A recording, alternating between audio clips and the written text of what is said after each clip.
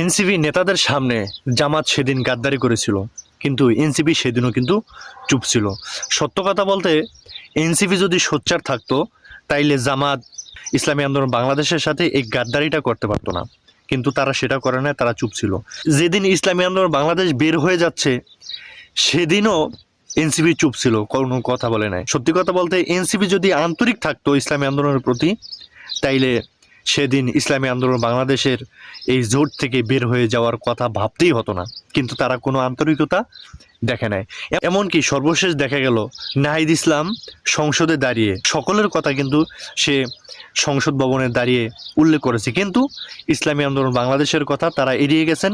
ইসলামী আন্দোলন বাংলাদেশের ছাত্র সংগঠন ইসলামী ছাত্র আন্দোলনের যে ভূমিকা ছিল সেই ভূমিকার কথাও তিনি এড়িয়ে গেছেন। চরমনাই বাৎসরিক মাহফিলে আসিফ মাহমুদ সজীব ভুইয়া সে এখানে এসেছে, এদেরকে নিয়ে এত নাচানাচি করার কি আছে?